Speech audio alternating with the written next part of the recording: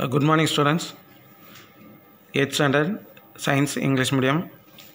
Already we complete 3 units. First unit, 9th unit and 16th. So please complete the fair note. நீங்களே முடிஞ்சால் guide வாங்குங்க, இல்லை பக்கத்தில் 3 friends இருக்கீங்கன்னா 3 பேர் சேர்ந்து ஒரு கைடு வாங்குங்க. ஃபேர் நோட்டை கம்ப்ளீட் பண்ணுங்கள். நிறைய பேர் அனுப்பின மாதிரி இல்லை, ஏதோ 1-2 பேர் அனுப்பிட்டுருக்காங்க, நிறைய பேர் அனுப்பின மாதிரி தெரில.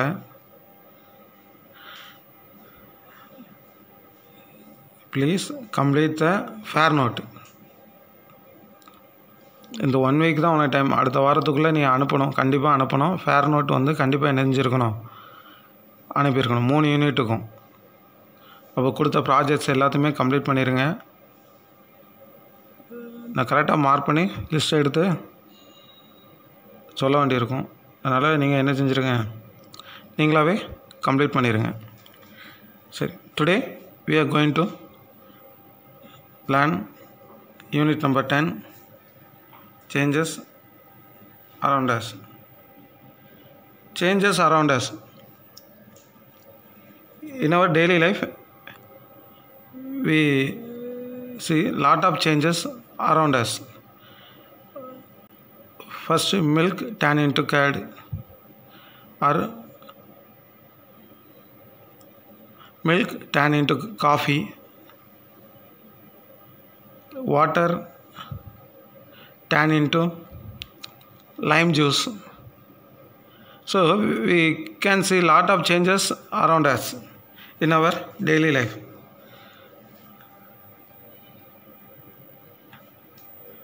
Folding of paper or unfolding a paper, drying wet clothes, bending of iron rod. இப்படி நம்ம சேஞ்சஸில் வந்து இல்லை நிறைய சொல்லலாம். அதை ஃபிசிக்கல் சேஞ்சு, கெமிக்கல் சேஞ்சுன்னு சொல்லுவாங்க. 2 விதமாக சொல்லுவாங்க. ஃபிசிக்கல் சேஞ்ச், கெமிக்கல் சேஞ்சஸ் அப்படிம்பாங்க.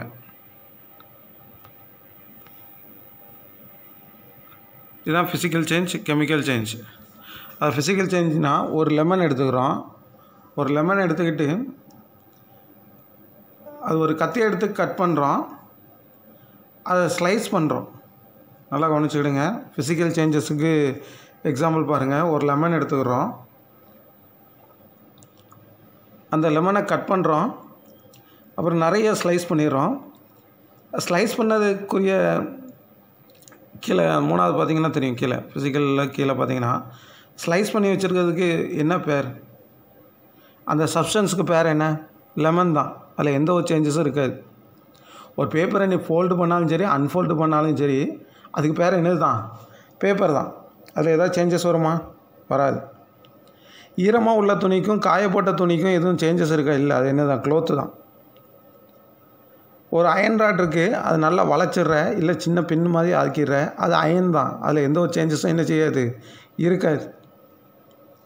அயன்னா அது அயன் தான். துருப்பிடிச்சாலும் சரி, எப்படி இருந்தாலும் சரி, அது என் பேர் என்னது தான்? அயன் தான். அதில் எந்த ஒரு சேஞ்சஸும் இருக்காது. அதுவே கெமிக்கல் சேஞ்சஸை எடுத்துக்கிட்டோன்னா, மேலே இருக்கக்கூடிய ஒரு wood due to contact with heat or fire, it will burn. After it becomes ash. ஒரு வுட்டு ஃபயரோட கான்டாக்ட்னால எரிய ஆரம்பிக்குது. எரிய ஆரம்பித்து அதுக்கப்புறம் அது ஆஷாக மாறுது. இப்போ மொதல் உள்ளதுக்கு பார்த்திங்கன்னா வுட் லாக், கடைசியில் உள்ளதுக்கு பார்த்தா பைல் ஆஃப் ஆஷ்.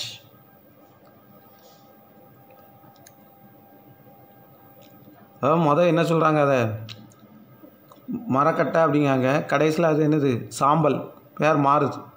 இதுதான் பேர் என்ன? கெமிக்கல் ஆக்ஷன் அப்படின்னு என்ன செய்கிறாங்க? சொல்கிறாங்க. Chemical action. ஃபிசிக்கலுக்கும் கெமிக்கலுக்கும் நல்லா கவனிச்சிக்கோ. அந்த சப்ஸ்டன்ஸ் அதே சப்ஸ்டன்ஸாக இருக்கும், கெமிக்கல் அந்த சப்ஸ்டன்ஸ் அதே சப்ஸ்டன்ஸாக இருக்காது.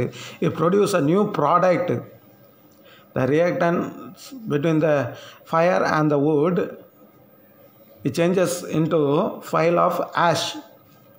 That means ஒரு வுட்டும் ஃபயரும் ரியாக்டண்ட்டாக இருந்து ரியாக்ட் பண்ணி ஒரு புது ப்ராடக்டை வந்து அது என்ன செய்யுது? ப்ரொடியூஸ் பண்ணுது.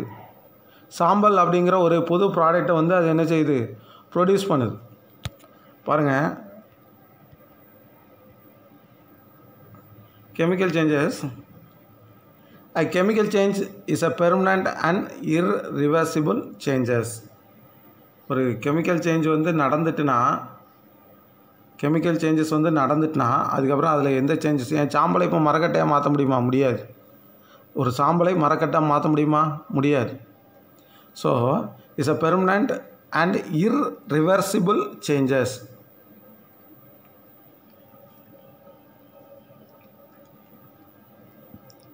ஒரு பாத்திரம் எடுத்துக்கிறேன், பால் ஊற்றிக்கிறேன், கொஞ்சம் டிகாஷன் போட்டுக்கிறேன், காஃபி வச்சாச்சு. திருப்பி அதை பாலாகவும் டிகாஷனாகவும் நம்மளால் பிரிக்க முடியுமா? முடியாது. அது எந்த ஒரு சேஞ்சஸும் என்ன செய்யாது, நடக்காது.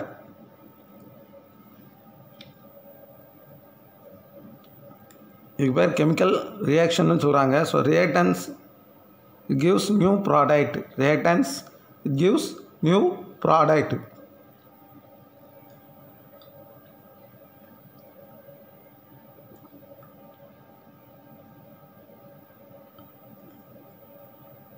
Factors of chemical changes. Factors of chemical changes. First one is contact in physical states.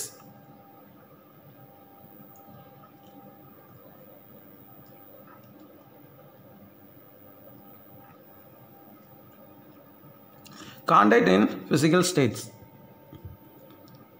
அதாவது chemical changes will not occur at all conditions. அதாவது physical changes வந்து எல்லா இடத்துலையுமே என்ன செய்யாது, நடக்காது. சில அதுக்குன்னு ஃபாலோயிங் கண்டிஷன்ஸ் இருக்குது. சும்மா ஒரு பேப்பரை தூக்கி போட்டோன்னே அதை எரி ஹீட் ஆகும் பேன் ஆகுன்னா அது பேன் ஆகாது. என்ன செய்யணும், நம்ம தீக்குச்சியை வச்சு தீக்குச்சியும் அந்த மேட்ச்சு பாக்ஸ்லேயும் அது மேட்ச் ஸ்டிக்கும் அந்த மேட்ச் பாக்ஸும் ரெண்டும் உரசணும், கான்டாக்ட் ஆகணும், தீ வரணும். அந்த தீயை கொண்டு நம்ம அந்த பேப்பரில் பேன் பண்ணும்போது தான் அந்த பேப்பர் எரியும். சும்மா இங்கே நின்றுட்டு எப்படா பேன் ஆகும் அப்படின்னு நம்ம வெயிட் பண்ணிகிட்டு இருக்க முடியாது. இல்லை சூரிய ஒளியில் பேன் ஆகும் நம்ம என்ன செஞ்சுட்டு இருக்க முடியாது, ரூமுக்குள்ளே வந்து பார்த்துட்டே இருக்க முடியாது. ஸோ அதில் ஏதாவது ஒரு கெமிக்கல் சேஞ்ச், ஏதாவது கண்டிஷன்ஸ் அப்ளை ஆனால் மட்டும்தான் it will B conduct chemical changes. chemical changes. First one is we discuss about contact in physical state. நம்ம ஏற்கனவே பார்த்தோம், ஒரு வுட்டு எரிகிறத பார்த்தோம். வுட்டு வந்து தீய வச்சோன்னே சும்மா எரிஞ்சிருமா? ஒன்றும் இல்லை, அந்த இடத்துல ஆக்சிஜனே இல்லை அப்படின்னா கண்டிப்பாக அந்த வுட்டு வந்து என்ன செய்யும், எரியுமா? எரியாது. ஆக்சிஜன் இல்லைன்னா ஒரு இதுலேருந்து இன்னொரு இதுக்கு அது கண்டக்ட் பண்ண முடியாது. So dry wood contact with fire with the help of oxygen, it burns with the help of oxygen to form carbon dioxide. அது ஸ்மோக் மாதிரி வெளியே வரும்.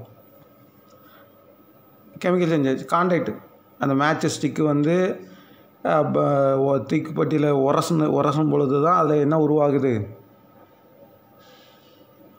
ஹீட்டு, லைட்டு, ஸ்மோக்கு இதாக இருக்குது.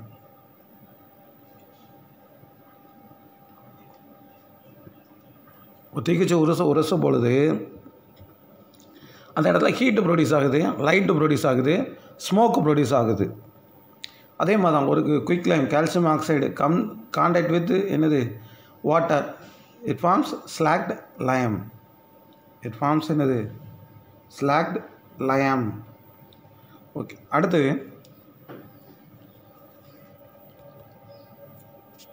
Solution of reactance.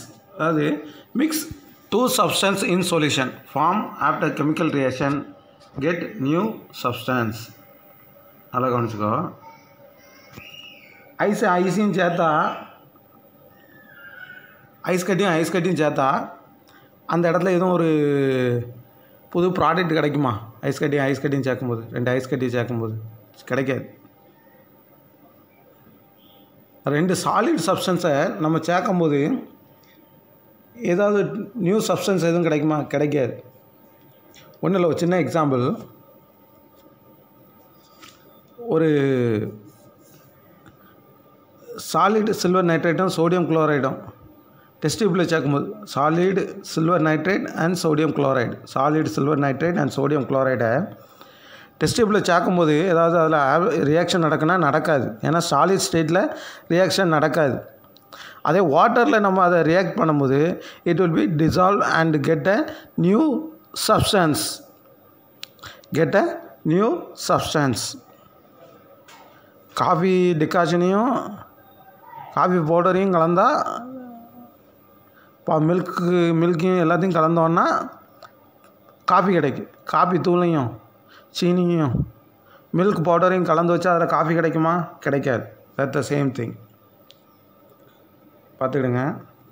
2 solid substance mix பண்ணி புதுசாக new substance கிடைக்கும். அதை சின்ன எக்ஸாம்பிள் தான் உனக்கு.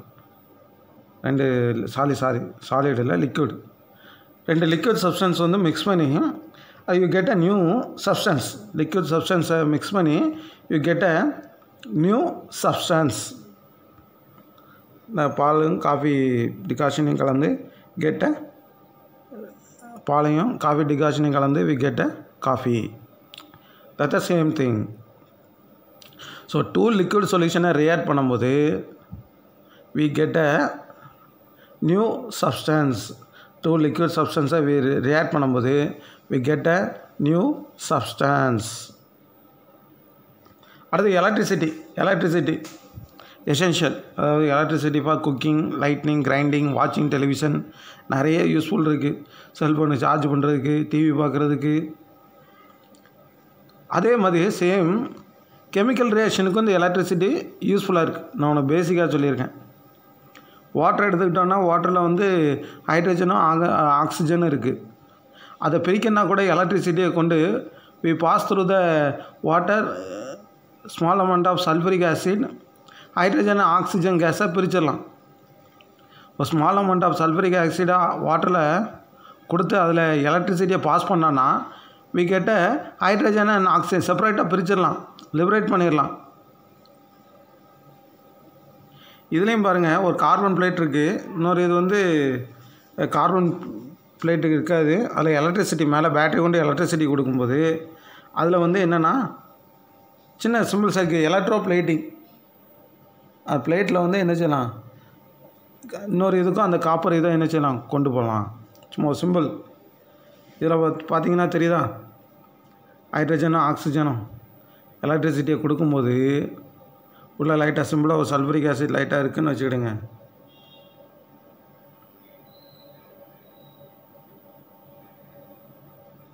ஹைட்ரஜனையும் ஆக்சிஜனையும் என்ன செஞ்சிடலாம், லிபரேட் பண்ணிடலாம்.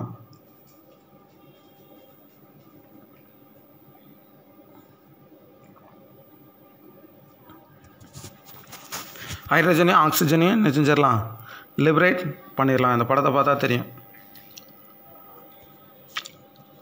இது வந்து இப்போ ப்ராசஸ் பாரு எலக்ட்ரோலைசிஸ் அப்படின்னு சொல்லுவாங்க. எலக்ட்ரோகெமிக்கல் ரியாக்ஷன் ஆர் எலக்ட்ரோலைசிஸ் இந்த ப்ராசஸ் தான். எலக்ட்ரோகெமிக்கல் ரியாக்ஷன் ஆர் எலக்ட்ரோலைசிஸ் அப்படின்னு என்ன சொல்லுவாங்க. அடுத்து ஹீட் வந்து நம்ம இம்பார்ட்டன்ட், எல்லாமே இம்பார்ட்டன்ட். ஆனால் ஹீட்டும் ரொம்ப இம்பார்ட்டன்ட். அம்மாவை எடுத்துக்கிட்டோன்னா ஃபுட்டு வந்து என்ன செய்வாங்க, ரைஸை பாயில் பண்ணி வெஜிடபிளை குக் பண்ணி ஒரு கிரேவி, எல்லாமே ஹீட்டு, யூஸிங் ஹீட்டு. ஒரு அதாவது ஒரு ரா மெட்டீரியல்லாம் எடுத்து cooking with the uses of heat by cooking produce a new one. எல்லாமே தனித்தனியாக இருக்கக்கூடிய ரா மெட்டீரியல்ஸ்லாம் எடுத்து குக் பண்ணி produce a new chemical reaction. ஒரு ஃபுட்டு, வித்தியாசமான ஒரு ஃபுட்டு என்ன செய்கிறாங்க, தயாரிக்கிறாங்க. Same thing, take a lead nitrate இந்த test tube. Take a lead nitrate. Heat பண்ணுறோம். ஹீட் பண்ணும்போது லெட் நைட்ரேட் எடுத்து அதை ஹீட் பண்ணும்போது நம்ம அப்சர்வ் பண்ணுறோம், க்ளோஸாக அப்சர்வ் பண்ணால் அதில் ஒரு கிராக்கிங் சவுண்டு கிடைக்கும். அதே மாதிரி ரெட்டிஷ் ப்ரௌன் கலர்டு, அதாவது நைட்ரஜன் டை ஆக்சைடு வந்து என்ன செய்யுது, கிடைக்குது. சும்மா சிம்பிளாக லிக்விட் இருக்குது, ஹீட் பண்ணும்போது என்ன ஆகுது, வேப்பர் ஆகுது. இதெல்லாம் ஒரு ப்ராசஸ், ஒரு சிம்பிள் ப்ராசஸ். அடுத்த லைட் எசென்ஷியல் மஸ்ட்டு. சன் இல்லைன்னா நம்ம வாழவே முடியாது. சூரியன் இல்லைன்னா நம்ம என்ன செய்ய முடியாது, வாழவே முடியாது. அதேமாரி பிளான்ஸுக்கு வந்து ஃபுட்டு அதே ஓனாக தயாரிக்கிறதுக்கு என்ன செய்கிறோம், photosynthesis. Photo means light, synthesis means production. Photosynthesis used to plants prepare starch from carbon dioxide and water. Starch from carbon dioxide and water.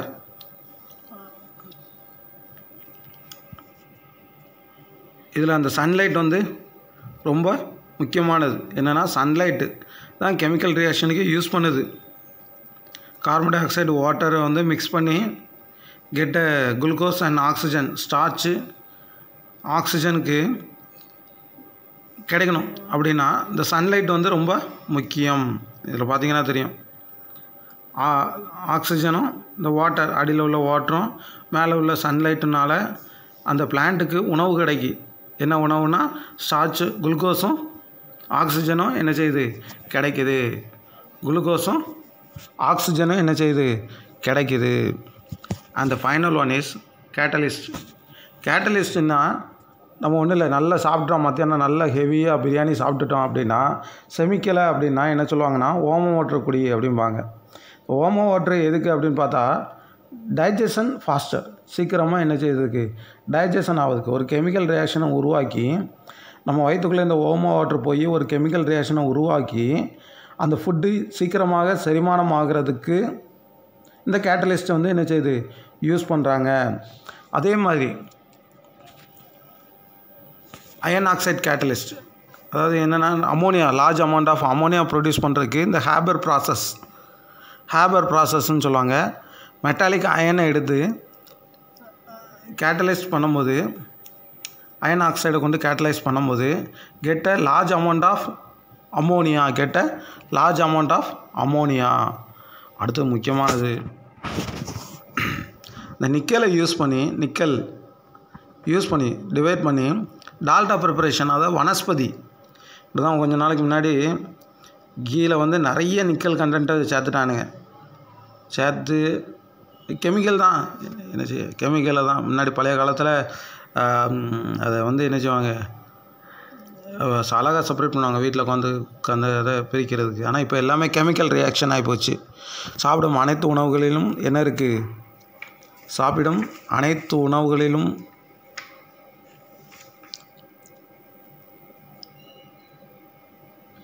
Chemicals தான் அதிகமாக இருக்குது. ஸோ இன்றைக்கி பார்த்தீங்கன்னா some important things about changes around us. நீங்கள் வந்து என்ன செய்யுங்க, கொஞ்சம் படிக்க ஆரம்பிங்க, படிச்சுக்கிட்டே வாங்க. கண்டிப்பாக ஒரு நாள் டெஸ்ட்டு இருக்கும். இந்த நம்ம போர்ஷன் முடிக்க வேண்டியிருக்கு, 3 பாடம் தான் முடிச்சிருக்கு. இன்னும் விரட்டி போகணும், வேகமாக முடிக்கணும், டைம் இல்லை. அதனால தான் உனக்கு டெஸ்ட் வைக்காமல் போயிட்டுருக்கு. ஆனால் இடையில எனக்காக ஒரு நாள் கண்டிப்பாக டெஸ்டர்ஸ் வந்து என்ன செய்யும் இருக்கும். நீங்களே வீட்டில் படிங்க. சயின்ஸ் ஒன்றும் கஷ்டம் கிடையாது, ஈஸி தான். விளையாடாதீங்க, வீட்டில் உட்காந்து படிங்க. நவம்பருக்கு மேலே ஸ்கூல் ஆரம்பிக்க அதிக சான்ஸ் இருக்குது. சீக்கிரம் பாடம் முடிச்சிடலாம் வச்சுட்டு, அதுக்கப்புறம் அவனை ஃபுல்லாக டெஸ்ட்டு தான் இருக்கும். ஸோ இப்போவே என்ன செய்யுங்க, யூ ஷுட் ஸ்டடி. அவன் ஃபேர் நோட்டு கண்டிப்பாக என்ன செஞ்சுருங்க, எழுதி அனுப்புங்க. Fair note compulsory. Thank you students.